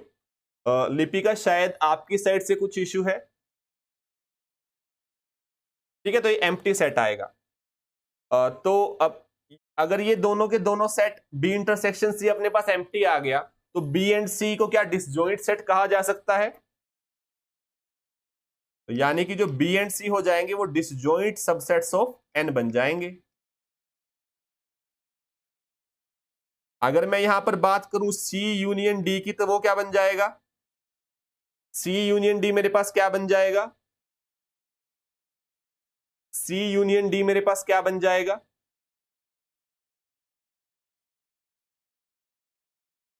2 4 6 8 10। यहां पर क्या ध्यान दिया सभी लोगों ने कि मेरे पास ये सी के बराबर ही आ गया। 2 4 6 8 10 अपने पास, सी भी तो यही था। यानी कि मेरे पास अगर सी है जो, ठीक है, अगर कोई दो सेट्स हैं, जैसे कि यहां पर डी है, वो सबसेट है सी का, तो जो भी सी यूनियन डी आने वाला है मेरे पास, वो हमेशा सी के बराबर आएगा, क्योंकि मेरे पास जो भी एलिमेंट है डी के, वो सारे के सारे तो सी में बैठे ही हुए हैं। ठीक है, तो जब सी और डी को मिलाया तो डी के अपने पास सी के एलिमेंट्स ही बचेंगे। बात क्लियर है सिरिल?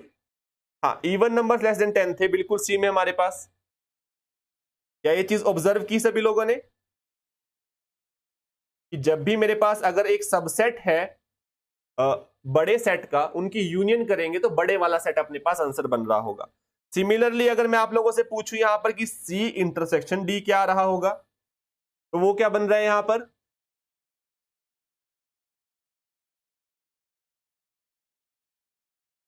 टू एंड 6 आ रहा है यहां पर। क्या एक और नंबर कोई बन रहा है? 2 6 एंड 10 आ रहा होगा शायद, क्यों नहीं आती? 2 6 एंड 10। बहुत अच्छे सिरिल एंड हेमंता कि डी अपने पास यहां पर बन जाएगा, क्योंकि सी सबसेट ऑफ डी है, डी सबसेट ऑफ सी है। ठीक है, और हमें वो सारे के सारे कॉमन एलिमेंट्स चाहिए जो हमारे पास दोनों में हो, यानी कॉमन एलिमेंट्स चाहिए। अब डी के ही एलिमेंट वो सारे के सारे अपने पास सी में बैठे हुए हैं, तो सबसे बड़ा अपने पास इंटरसेक्शन में कौन आ जाएगा? डी ही बनने वाला है, तो सी इंटरसेक्शन डी मेरे पास यहां पर डी बन जाएगा। क्या सभी लोगों को बात क्लियर है यहां तक? यहां तक कोई दिक्कत हो तो मुझे बता दें।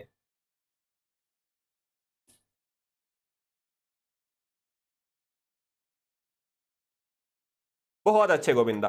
कुछ यहां पर प्रॉपर्टीज देख लेते हैं जिनका जिनका हम जगह जगह पर यूज करेंगे आगे जाकर। ठीक है, इन प्रॉपर्टीज को समझ भी लेना है और साथ में याद भी रखना है। ठीक है, समझना अपना एक पहलू है अपनी तैयारी का, और साथ में याद रखना, चीजें रिटेन करके रखना, वो कॉम्पिटिटिव एग्जाम के लिए ज्यादा इंपॉर्टेंट बन जाता है साथ के साथ। ठीक है, कि हमें बहुत सारी चीजें याद रखते हुए किसी एक क्वेश्चन में अप्लाई करनी होती है, तो इसलिए सभी चीजों को समझते हुए साथ में याद रखते हुए आगे बढ़ना है। ठीक है, दोनों ही चीजें अपने पास इंपॉर्टेंट है। पहली बात, प्रॉपर्टी नंबर 1, ठीक है, ये क्या कहती है? The following 3 relations are equivalent. ये चीज आपको हायर मैथमेटिक्स की बुक्स में अक्सर लिखी मिलेगी। ठीक है, the following 3 relations are equivalent. ये क्या होता है? पहली चीज, ए सबसेट ऑफ बी कहा जाए। दूसरी बात, ए यूनियन बी बराबर बी। तीसरी बात, ए इंटरसेक्शन बी बराबर ए है। अब ये क्या होता है कि the following 3 relations are equivalent? इसका मतलब ये है कि अगर तीनों में से कोई एक बात अगर सच हुई तो बाकी दोनों बातों को इंप्लाई कर रही होगी। फॉर एग्जाम्पल, अगर ए सबसेट ऑफ बी मेरे पास है, इनमें से एक बात सत्य है, यानी कि ए सबसेट ऑफ बी हमने मान लिया, तो अगर ए सबसेट ऑफ बी है तो ए यूनियन बी क्या आएगा? बी आएगा। समझ पा रहे हैं सभी लोग? और अगर ए सबसेट ऑफ बी है तो ए इंटरसेक्शन बी मेरे पास क्या आएगा? ए आएगा। यानी कि एक बात का सच होना बाकी दोनों बातों को इंप्लाई करता है। सिमिलरली अगर ए यूनियन बी बी के बराबर आ रहा है तो पक्के से ए सबसेट ऑफ बी रहा होगा, वो इंप्लाई कर देगा कि ए इंटरसेक्शन बी सब अपने पास ए के बराबर आ जाएगा। इनमें से कोई भी एक बात का सच होना बाकी दोनों को इंप्लाई करेगा, यानी कि one of these implies the other two. ये मतलब होता है किसी स्टेटमेंट का इक्विवेलेंट होने का तीन स्टेटमेंट्स के। ये चीज क्लियर है कि इनमें से कोई एक बात सच हो गई थी, वो बाकी दोनों को इंप्लाई कर देगी। अब आपको कहीं प्रूफ करना हो कि, देखो कितनी गजब की चीज है, अगर कहीं प्रूफ करना है कि ए बी का सबसेट है, तो वहां प्रूफ कर सकते हैं कि ए यूनियन बी बराबर बी आ रहा है, क्योंकि ए यूनियन बी के बराबर बी के आने का मतलब है सीधा सीधा कि मेरे पास जो ए है वो सबसेट ऑफ बी आ रहा होगा। ये टेक्निक्स बहुत छोटी छोटी हैं बट यूजफुल होती हैं बहुत। क्लियर है बात? ए इंटरसेक्शन बी को ए के बराबर प्रूफ कर दिया तो दोनों बातें खुद ब खुद प्रूफ हो जाएंगी कि ए भी सबसेट ऑफ बी आ रहा होगा और ए यूनियन बी भी बी अब के बराबर आ रहा होगा। बात क्लियर है सभी लोगों को? दूसरा मुझे बताओ सभी लोग, अगर मैं ए यूनियन फाई करता हूं तो क्या आएगा? ए यूनियन फाई क्या आएगा? ए आएगा बिल्कुल। ए इंटरसेक्शन फाई क्या आएगा? ए इंटरसेक्शन फाई क्या आएगा? एम्प्टी आएगा बिल्कुल। थर्ड, अगर मैं बात करूं A union universal set you की तो क्या आएगा? यूनिवर्सल सेट के साथ यूनियन कर दूं मैं अगर अपने सेट ए की तो क्या आने वाला है? यूनिवर्सल सेट, क्योंकि मुझे पता है कि यू में तो सारे एलिमेंट्स पड़े हुए हैं। और अगर मैं ए इंटरसेक्शन यू कर दूं तो क्या बन जाएगा? अगर मैं ए इंटरसेक्शन यू कर दूं तो क्या बन जाएगा? ए, इस प्रॉपर्टी को क्या बोल दिया जाता है? Idempotent property. जगह जगह पर यह नाम सुनने को मिल सकता है, आइडेम्पोटेंट प्रॉपर्टी। ठीक है, आइडेम्पोटेंट प्रॉपर्टी। नेक्स्ट अपने पास क्या है?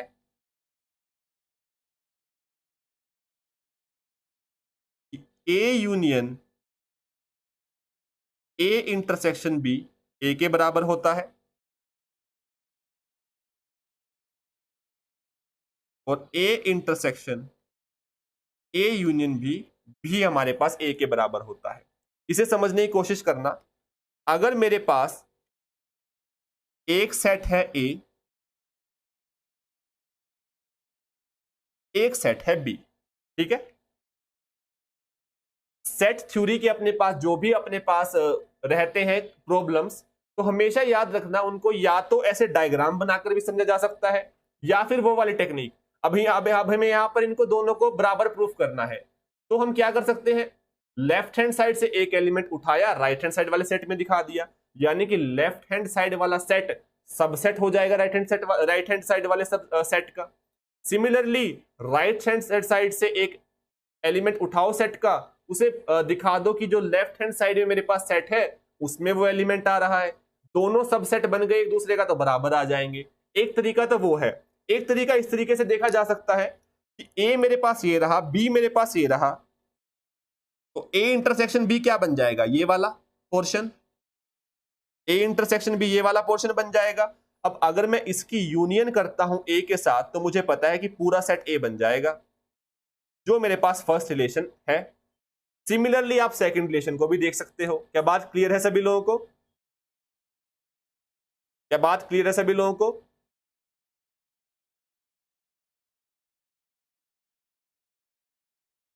और सेकंड रिलेशन को देखने का एक तरीका तो और है आपके पास। हमें पता है कि ए सबसेट होता है ए यूनियन बी का, तो A intersection A union B क्या बनेगा? मुझे पता है ए के बराबर आएगा। हर तरीके से इसे देखा जा सकता है। इन प्रॉपर्टीज को क्या बोला जाता है? Absorptive properties. कुछ बुक्स में ये नाम यूज कर लिया जाता है। नाम याद रखने की बहुत ज्यादा जरूरत है नहीं, बट फिर भी एक बार देख ले तो याद रहता है कि कुछ ऐसी चीजें भी होती हैं। क्या बात क्लियर है यहां तक? नेक्स्ट अपने पास मुझे बताओ कि क्या ए यूनियन बी बराबर बी यूनियन ए आएगा एंड ए इंटरसेक्शन बी बराबर बी इंटरसेक्शन ए आएगा हमेशा? क्या ये दोनों बातें अपने पास हमेशा सत्य आती हैं?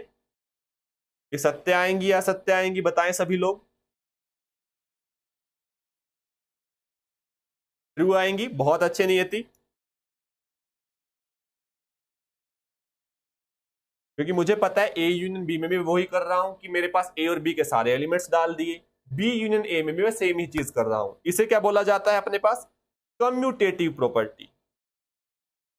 इन नामों को आप अपने ग्रुप थ्योरी में दोबारा सुनने वाले हैं, और जब आप वेक्टर स्पेसेस पढ़ रहे होंगे, कम्यूटेटिव प्रॉपर्टी, ये चीजें आप दोबारा सुनने वाले हैं, तो इसलिए इनको याद रखना। Commutative property, A union B बराबर बी यूनियन ए होता है। सिमिलरली ए इंटरसेक्शन बी बराबर बी इंटरसेक्शन ए होता है। ठीक है, नेक्स्ट अपने पास प्रॉपर्टी नंबर 6 क्या है कि A union B union C, A union B union C होता है, and A intersection B intersection C, A intersection B intersection C होता है। यानी कि आप ब्रैकेट कहीं पर भी लगा सकते हैं तीनों में से। ठीक है, किन्हीं भी दो पर लगा सकते हैं। इसे बोला जाता है distributive properties.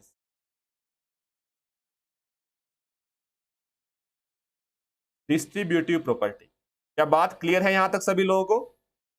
Distributive property clear है? 7th अपने पास थोड़ी सी इंपॉर्टेंट प्रॉपर्टी है कि A union B intersection C, A union B intersection A union C. ठीक है, A union B intersection C, A union B, ये बेसिकली अपने पास एसोसिएटिव प्रॉपर्टीज है। ठीक है, तो थोड़ा याद रखना एसोसिएटिव प्रॉपर्टी, क्योंकि यहां पर क्या है कि हम एसोसिएट कर सकते हैं। पहले बी यूनियन सी को एसोसिएट कर लिया साथ में, उसके बाद ए के साथ यूनियन किया, या फिर पहले ए यूनियन बी को आप एसोसिएट कर लो, उसके बाद सी के साथ आप कर सकते हो उसका यूनियन। ठीक है, तो एसोसिएटिव प्रॉपर्टी ये रहती है। अब डिस्ट्रीब्यूटिव क्या है वो यहां पर थोड़ा सा हम आगे देखने की कोशिश करते हैं कि A union B intersection C, यानी कि मैंने ए को डिस्ट्रीब्यूट करना चाहा इस यूनियन ऑपरेशन को ओवर बी इंटरसेक्शन सी, तो ये किसके बराबर आता है? A union B intersection A union C. Similarly A intersection B union C अपने पास क्या आता है? A intersection B union A intersection C. ये कहलाते हैं अपने पास डिस्ट्रीब्यूटिव प्रॉपर्टीज।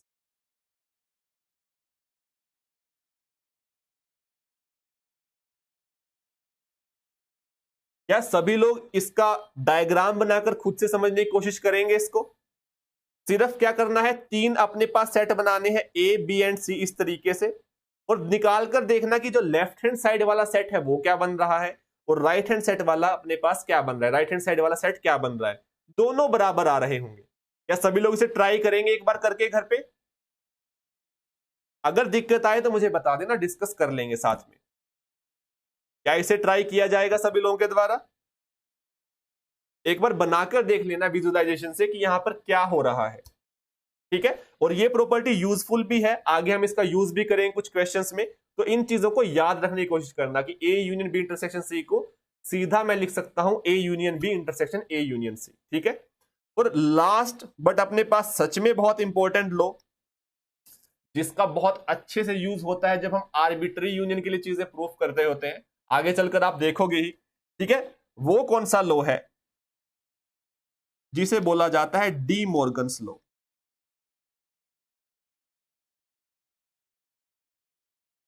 अब ये डी मॉर्गन्स लॉ क्या है? अगर मेरे पास कोई यू यूनिवर्सल सेट गिवन है,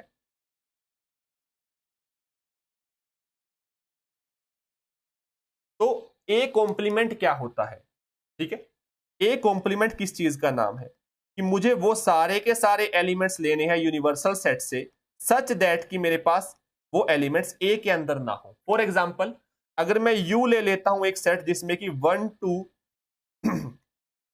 3 4 5 6 एलिमेंट्स है, सिर्फ 6 एलिमेंट्स। ठीक है, ए अगर मैं एक सेट ले लेता हूं 1 2 3, तो ए कॉम्प्लीमेंट मुझे बताओ क्या हो जाएगा? वो सारे एलिमेंट्स लेने हैं यहां पर जो कि ए में ना हो बट यूनिवर्सल सेट में हो, यानी कि क्या बन जाएगा? 4 5 6। क्लियर है बात?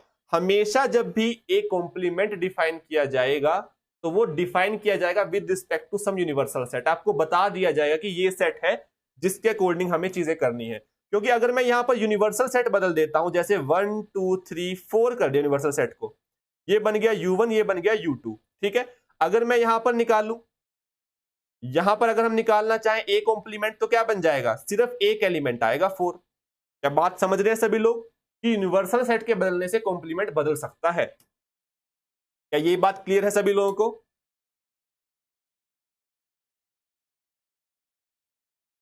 बहुत अच्छे हेमंता। ठीक है, तो ये अपने पास ए कॉम्प्लीमेंट होता है।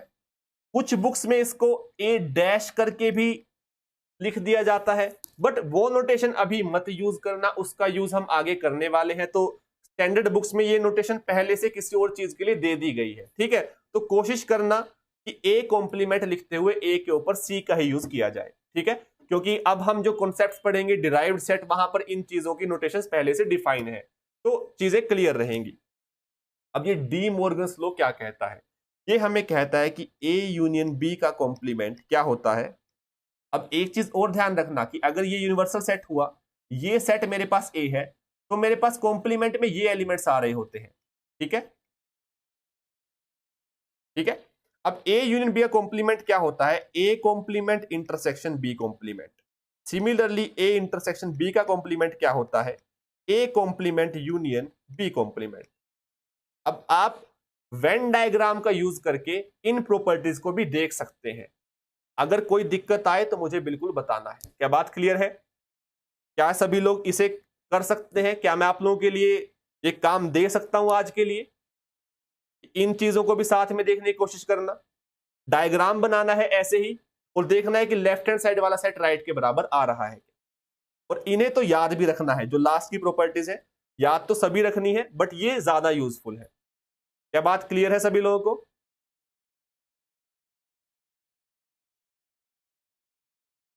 यहां तक चीजें सभी लोगों को क्लियर है? कोई दिक्कत हो तो मुझे बता दें।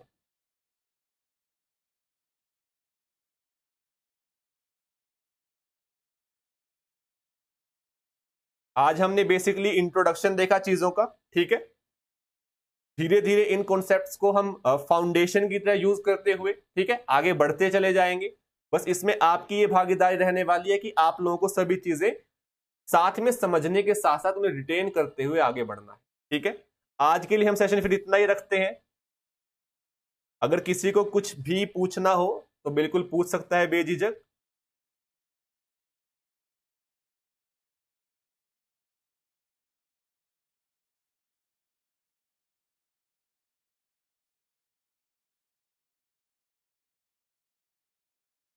क्लियर है सभी को लोगों यहां तक बातें?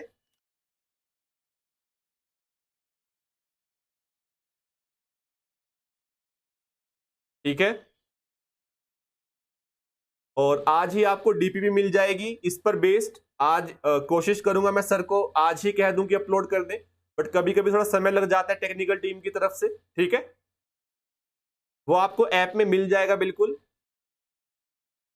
ये थोड़ा मुश्किल रहेगा सैरिल। ठीक है, ये थोड़ा सा मुश्किल चीज रहती है, कोशिश कीजिए कि आप मैनेज कर पाए।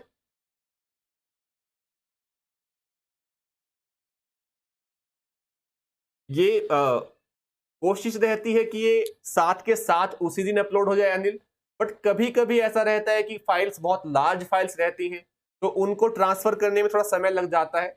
बट हमारी तरफ से कोशिश की जाएगी जितना जल्दी हो सके आप लोगों तक वो चीजें पहुंच जाएंगी अनिल। ठीक है, उसी दिन कोशिश की जाएगी कि आप लोगों तक लागू लोगों तक वीडियो भी और डीपीपी भी पहुंच जाए। ठीक है, कभी कभी होता है कि थोड़ा समय लग जाता है। ठीक है, तो सभी को डीपीपी भी सोल्व करनी है। उसमें कुछ क्वेश्चंस होंगे जो कि आप आसानी से कर पाएंगे, क्लास पर बेस्ड क्वेश्चन होंगे। और सभी लोगों को याद है कि ये लेक्चर कल रिवाइज करके आना है सभी को। अभी आप लोगों के पास बहुत कम प्रेशर है, तो अच्छे से यूज कर लीजिए समय का। ठीक है, धीरे धीरे हम चीजों को और थोड़े थोड़ा प्रेशर को बढ़ाते हुए चलेंगे। ठीक है, अभी से हल्की हल्की आदत बना लीजिए चीजों को सही तरीके से करने की, कि आपने क्लास का रिवीजन कर लिया, फिर प्रैक्टिस के लिए क्वेश्चंस दिए जाएंगे, वो सभी चीजें आगे आगे चलती रहेगी तो हम करते रहेंगे। ठीक है, जितनी भागीदारी आप लोगों की तरफ से रहेगी, मेरी तरफ से कोई दिक्कत नहीं है। आप जितना सीखना चाहें साथ ही मिलकर सीखने की कोशिश करते रहेंगे। ठीक है, हाँ, बुक का रहता है। आप लोगों को अभी तक कोई आइडिया है कि आप कुछ बुक फॉलो कर रहे हैं या आपने पहले कुछ बुक्स पढ़ी हो?